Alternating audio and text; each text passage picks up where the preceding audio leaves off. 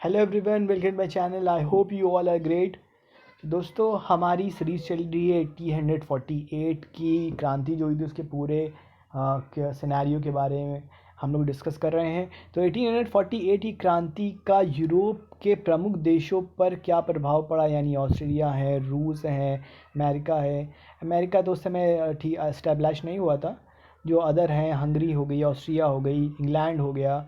तो ये सब जो यूरोपीय देश थे उनके ऊपर दोस्तों क्या प्रभाव पड़ा 1848 की क्रांति का, ये सब दोस्तों हम लोग डिस्कस करेंगे। तो आपका क्वेश्चन कुछ इस तरह से आ सकता है, 1848 की क्रांति का यूरोप के प्रमुख देशों पर प्रभाव की विवेचना कीजिए, यानी प्रभाव को बताइए। यूरोप के अन्य राज्यों पर 1848 ईस्वी क्रांति का प्रभाव। The effect of the revolution of the 1848 in the various countries of Europe. 1848 ईस्वी की फ्रांसीसी क्रांति का प्रभाव केवल फ्रांस तक ही सीमित नहीं रहा, वरन बल्कि इस क्रांति का प्रभाव संपूर्ण यूरोप पर पड़ा। यानी जितने भी यूरोप के देश थे वहाँ पर भी इसका यूरोप पर असर देखने को मिला। जो बाकी देश थे वो भी दोस्तों यहाँ पर सेकुलरिटी के लिए, लिबर्टी के लिए और फ्रीडम के लिए, वोटिंग राइट्स के लिए, इक्वालिटी के लिए, इसके लिए दोस्तों अपनी आवाज़ उठाने लगे, क्रांति करने लगे, अपने गुट बनाने लगे। और जो राजा थे, सत्ता थी, उससे क्वेश्चन करने लगे, उसका विरोध करने लगे। तो ये सब पहले चीज़ें नहीं थी दोस्तों। राजा के ऊपर कोई भी अपनी उनके आदेशों पर आवाज़ नहीं उठाता था, उनकी जो कामें थी उनकी आलोचना नहीं करता था। मगर जब धीरे धीरे फ्रांस की क्रांतियाँ होने लगी तो लोग थे वो फ्रांस से मोटिवेट होने लगे। और जो 1848 की क्रांति थी, लोगों ने पूरी तरह उसको जोश से भर दिया कि भैया अब हम लोग भी, जैसे फ्रांस इतनी बहादुरी से अपनी सत्ता के खिलाफ, अपने राजाओं के खिलाफ जो क्रांतियाँ करता है, अब हम लोग करेंगे। तो यूरोप में उस वर्ष छोटी बड़ी 17 क्रांतियाँ हुई, यानी 17 क्रांतियाँ दोस्तों हुई हैं। फ्रांस की क्रांति के बाद सर्वप्रथम 13 मार्च को वियना में विद्रोह हुआ। इसके बाद Hungary, Bohemia, Italy, Prussia, Holland, Switzerland आदि में विद्रोह हुए। 1848 की क्रांति 1830 की तुलना में अधिक व्यापक और प्रभावशाली थी, यानी काफ़ी ज़्यादा जो एक्सपेंशन था काफ़ी ज़्यादा था। यूरोप के कोने कोने में क्रांतियाँ होने से फ्रांसीसी क्रांति का महत्व और अधिक बढ़ गया।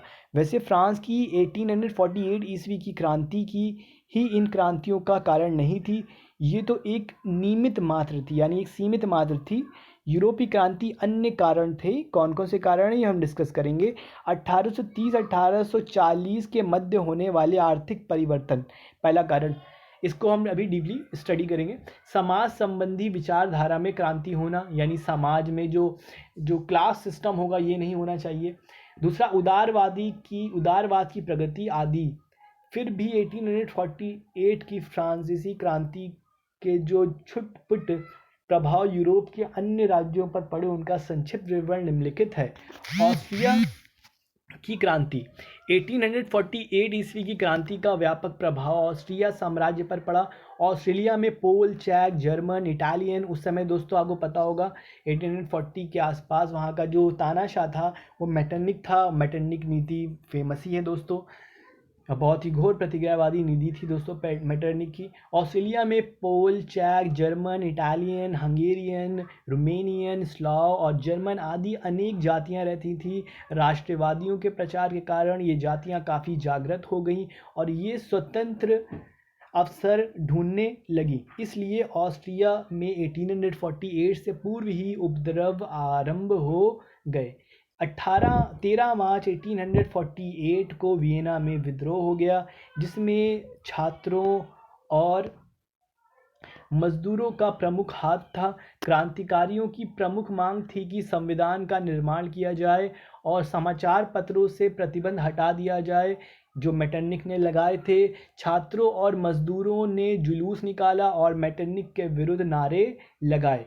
भीड़ ने उसका मकान घेर लिया। मेटरनिक भयभीत होकर इंग्लैंड भाग गया।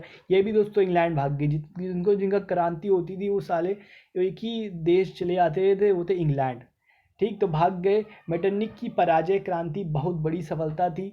सेना ने पूर्व तैयारी की थी, इसलिए उसने वियना पर आक्रमण कर दिया। सेना और क्रांतिकारियों से भयंकर युद्ध हुआ। अंत में क्रांतिकारी पराजित हो गए। राजा फर्डिनेंड फिर ऑस्ट्रिया का सम्राट घोषित किया गया मेटरनिक की जगह पर। इस प्रकार वियना की क्रांति असफल रही, लेकिन इस क्रांति से प्रतिक्रियावादी मेटरनिक का पतन हो गया। दूसरा, हंगरी में क्रांति। इस समय हंगरी तो ऑस्ट्रिया में तो हो गई, अब हंगरी में देखते हैं। ऑस्ट्रिया के सम्राट के अधीन था।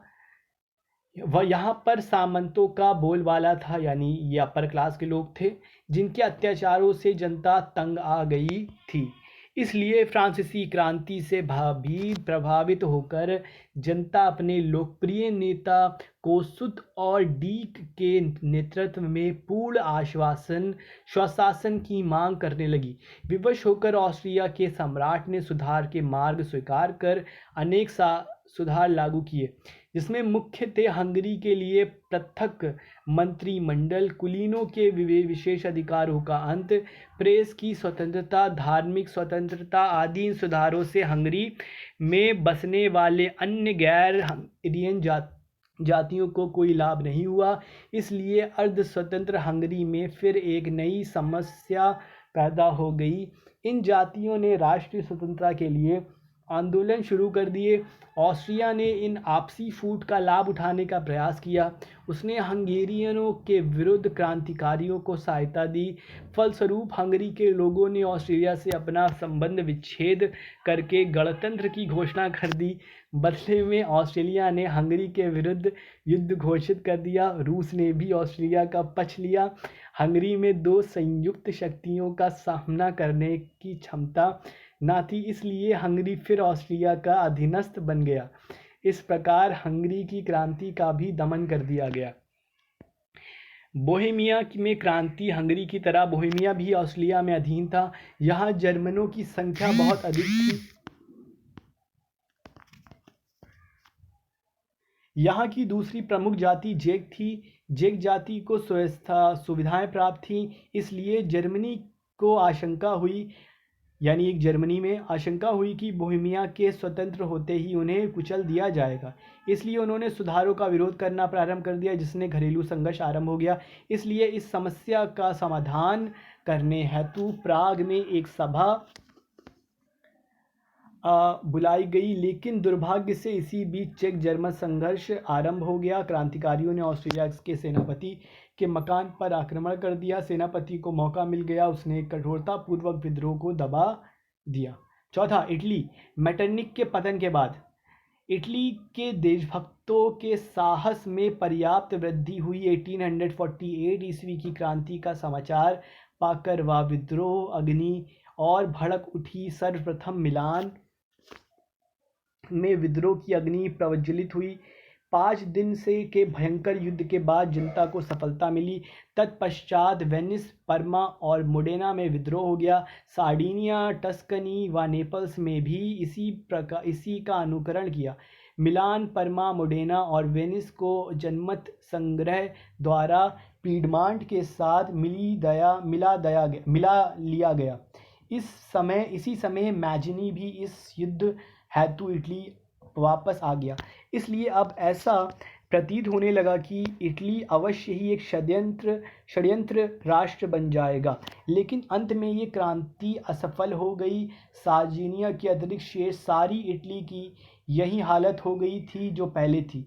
सार्डिनिया का राजा एल्बर्ट बरार युद्ध करता रहा, लेकिन ऑस्ट्रिया की सेना ने उसे क्रमशः कुस्तोजा और नोवारा के युद्ध में पराजित किया। इसके बाद एल्बर्ट ने गद्दी अपने पुत्र एमानुएल को दे दी। एमानुएल ने ऑस्ट्रिया से संधि करने के लिए वार्ता आरंभ कर दी। विक्टर इमानुएल पर ऑस्ट्रिया के सम्राट के बराबर ये दबाव डाला कि ये संविधान वापस ले लो, लेकिन इमानुएल ने साफ इनकार कर दिया। उसने कहा कि इस शर्त को स्वीकार करने की अपेक्षा मैं 100 राजमुकुटों को खो देना अधिक पसंद करूंगा। अगर आप जीवन मरण का युद्ध चाहते हैं तो उसे होने दो। मैं एक बार फिर युद्ध के लिए अपना संगठन कर लूँगा और इसमें अगर मैं असफल रहा तो मेरे लिए ये कोई शर्म की बात नहीं होगी। मेरा परिवार निर्वासन सहन कर सकता है, लेकिन अपमान नहीं। इसलिए ऑस्ट्रिया में संधि की शर्तों में से इस शर्त को हटा दिया। इमानुएल ने अपने उदार संविधान को बनाए रखा। फलस्वरूप संपूर्ण इटली की जनता उसे अपना नेता मानने लगी। इटली की आशाएं इस देश प्रेमी पर केंद्रित हो गई। रोम में क्रांति। अब रोम में भी क्रांति दोस्तों हो गई। इटली का ही एक राज्य रोम था, यहाँ पोप का राज्य था। इस समय पोप पायस नवम गद्दी पर आसीन था। वह उदार विचारों वाला था। 1847 ईस्वी में गद्दी पर बैठते ही उसने अनेक कैदियों को रिहा कर दिया था। जनता को उसने एक नया संविधान दिया, लेकिन ऑस्ट्रिया के विरुद्ध चलने वाले इटली के स्वतंत्रता संग्राम में भाग लेने से उसने इनकार कर दिया, क्योंकि वह रक्तपात का विरोधी था। ऑस्ट्रेलिया रोमन कैथोलिक चर्च का बड़ा मित्र था, इसलिए पोप की इस इनकारी से उसके विषय में जनता के विचार बदल गए। रोम की जनता ने अजीनी के नेतृत्व में विद्रोह कर दिया, इसलिए पोप पायस गद्दी छोड़कर भाग गया। रोम में गणतंत्र की स्थापना कर दी गई, इसका प्रधान मैजिनी बनाया गया, लेकिन ये गणतंत्र स्थायी न रह सका, क्योंकि मैजिनी के इस कार्य से कैथोलिक जनता उसकी विरोधी हो गई। फ्रांस के नए राष्ट्रपति नेपोलियन तृतीय सहायता से पोप को फिर रोम की गद्दी पर बैठा दिया गया। जर्मनी में क्रांति। 1848 ईस्वी की क्रांति का प्रभाव जर्मनी पर भी पड़ा। सर्वप्रथम तो मेटरनिक के पतन का समाचार सुनकर समस्त बर्लिन में खुशियां मनाई गईं। जर्मनी में अनेक राज्य थे जिनका शासन निरंकुश था। जर्मनी में अध्यापक और विद्यार्थी पर्याप्त समय से जागृति उत्पन्न करते रहे थे। 1848 ईस्वी क्रांति के समाचार सुनकर जर्मन देशभक्तों का उत्साह दोगुना हो गया। शैपीरो के अनुसार फ्रांस की फरवरी क्रांति ने समस्त जर्मनी में क्रांति के लिए संकेत किया। लगभग सभी राज्यों में दंगे होने लगे और घबराए हुए राजकुमार जनता के संविधानों की घोषणा करने लगे थे, क्योंकि इन्हें आशा थी कि ऐसा करने से अगर वह अपने अवशेष अधिकार भी सुरक्षित नहीं रख पाए तो कम से कम अपने सिंहासन को अवश्य बचा लेंगे। डाइट एक अजीब समस्या में थी और शीघ्र ही उसने कार्लवास राज्ञाओं को समाप्त कर दिया और हर ओर से स्वतंत्र और एकीकृत जर्मन की मांग की जा रही थी। सर्वप्रथम 13 मार्च 1848 ईस्वी को प्रशा की राजधानी बर्लिन में क्रांति हो गई। अंत में राजा को क्रांतिकारियों की मांगों को स्वीकार करना पड़ा। राजा ने संविधान सभा बुलाई। सभा ने लोकतंत्र आदेशों के आधार पर एक संविधान बनाया, जो एक कुलीनों के विरोध के कारण देश में लागू नहीं किया गया। इसके बाद जर्मन के अन्य राज्यों पेडेन, बर्टमबर्ग, बवेरिया, हेलिकाशल, बीमार आदि में निरंकुश सरकारों के विरुद्ध आंदोलन छिड़ गया। इस उदार आंदोलन की 3 प्रमुख मांगें थीं: राजनीतिक अधिकार, प्रेस स्वतंत्रता और संवैधानिक शासन। अंत में ओलमुग नामक स्थान पर संसद का अधिवेशन हुआ। जनता को एक उदार संविधान दिया गया। कुलीनों की प्रधानता के बावजूद भी ऑस्ट्रेलिया ने इसका विरोध किया, इसलिए संसद भी भंग हो गई। फ्रेडरिक विलियम इससे इतना दुखी हुआ कि वह पागल हो गया। इस प्रकार 1848 ईस्वी की क्रांति जर्मनी में भी असफल रही। स्विट्जरलैंड पर प्रभाव। स्विट्जरलैंड के प्रांतों का शासन मध्यम श्रेणी के धनवान व्यक्तियों के हाथ में था। ये लोग जनसाधारण के हित का कोई ध्यान नहीं रखते थे। धार्मिक मतभेद के कारण इस समय स्विट्जरलैंड में कैथोलिक और प्रोटेस्टेंट में भारी संघर्ष चल रहा था। वहाँ के देशभक्त धार्मिक मतभेदों के कारण देश के विभाजन को समृद्धि और सुरक्षा के लिए घातक समझते थे।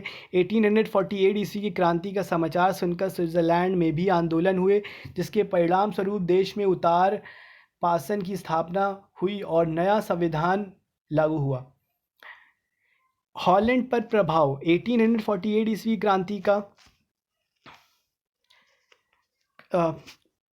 का समाचार मिलते ही हॉलैंड के उदारवादियों ने भी निरंकुश शासन को विश्व निगोह कर दिया। विवश होकर विलियम द्वितीय को वैध सत्ता स्वीकार करनी पड़ी और जनता को एक उदार संविधान देना पड़ा। एक नया मंत्रिमंडल बनाया गया जो अपने कार्यों के प्रति व्यवस्थापिका सभा के प्रति उत्तरदायी था। लेखन, भाषण, प्रेस और समाचार पर प्रतिबंध हटा दिए गए। इस प्रकार हॉलैंड में ये क्रांति हितकर सिद्ध हुई। इंग्लैंड पर प्रभाव। 1848 ईस्वी क्रांति के प्रभाव से इंग्लैंड भी ना बच सका। इंग्लैंड में सन 1832 के अनुसार अधिनियम से मजदूर और कृषक वर्ग को कोई लाभ नहीं हुआ। 1836 में ईस्वी में एक चार्टर लीग की स्थापना की गई। 1848 में 5 लाख व्यक्तियों ने एक सभा की। इसके बाद चार्टर में हस्ताक्षर आंदोलन शुरू हुआ। लगभग 50-60 लाख व्यक्तियों के हस्ताक्षरों की तैयारी पूरी हुई। ये लोग चार्टर को लेकर संसद के सामने प्रदर्शन करना चाहते थे। उधर विशेष सैनिक तैयारी देखकर चार्टिस्टों ने विशाल जुलूस का आयोजन स्थगित कर दिया, लेकिन उस विशाल आवेदन पत्र को 24 घोड़ा गाड़ियों में लादकर कॉमन्स सभा के सामने प्रस्तुत किया गया। हस्ताक्षरों की जांच करवाने पर अनेक हस्ताक्षर जाली सिद्ध हुए। इससे चार्टिस्ट बहुत बदनाम हुए और उनका आंदोलन ठंडा पड़ गया।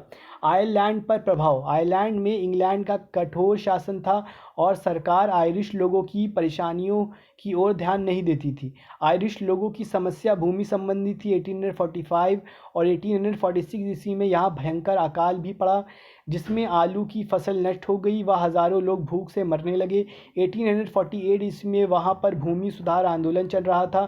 फ्रांसीसी क्रांति ने इसे और उत्तेजित किया, इसलिए आयरिश जनता ने इंग्लैंड के विरुद्ध सशस्त्र विद्रोह कर दिया। इन विद्रोहों को फ्रांस से संभावित सहायता ना मिल सकी, इसलिए ये विद्रोह सरलता से दबा दिया गया। उपयुक्त विवरण के आधार पर यह कहा जा सकता है कि 1848 ईस्वी की क्रांति व्यापक होते हुए भी सच्चे रूप से जन क्रांति नहीं बन सकी। अपने तत्कालिक उद्देश्य से असफल रहने पर भी इसे क्रांति ने लोगों में नवीन दृष्टिकोण, विचारधारा, चेतना का संचार अवश्य किया। तो ये दोस्तों था 1848 की क्रांति पर यूरोप पर प्रभाव। कुछ जो देश थे वहाँ पर इसका इम्पैक्ट पड़ा, उनको काफ़ी फ़ायदा हुआ, कुछ को नहीं हुआ। कहीं कहीं पर जो ये क्रांति थी वो दबा दी गई। तो आशा करता हूँ दोस्तों आपको ये वीडियो अच्छी लगी हो। कोई वीडियो अच्छी लगी है तो हमारे इस चैनल को सब्सक्राइब करिए, और भी ऐसी इन्फॉर्मेटिव वीडियो चाहते हैं तो हमारे इस चैनल को सब्सक्राइब करें। तब तक के लिए अपना ख्याल रखिए। Till then take care, good bye.